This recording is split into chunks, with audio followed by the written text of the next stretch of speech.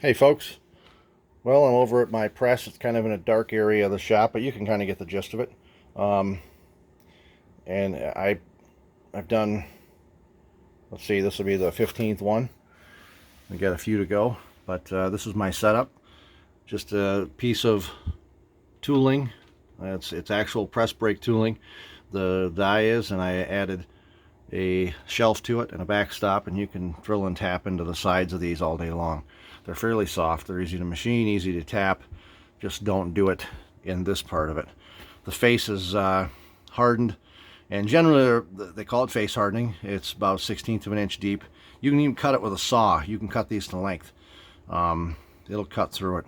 But anyway, there's not much to this. I made the punch out of materials I had, just because I didn't have at the time when I started making these, I didn't have the cash to go out and just buy a die to, or excuse me, a punch to chop up and stick in this little cheap press. But I have a line scribed and a Sharpie on top of that line to make it, to eye it up so it's true in this setup I have.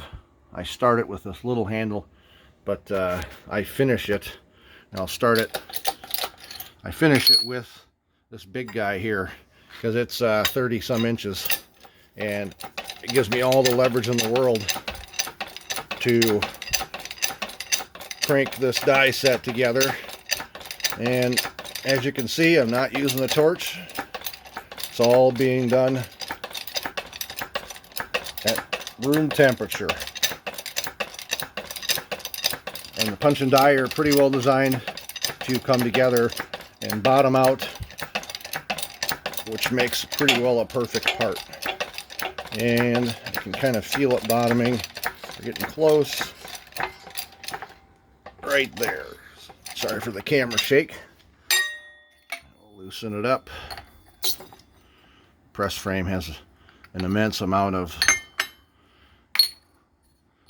tension in it when you're doing these too. There you go. Finished part. So these are pretty well soft, but keep in mind, once in a while a hard one gets thrown in there. And that's why I've got this one off to the side to show you. That bugger did the old kablamo, as Blanco Lirio says. That is hard.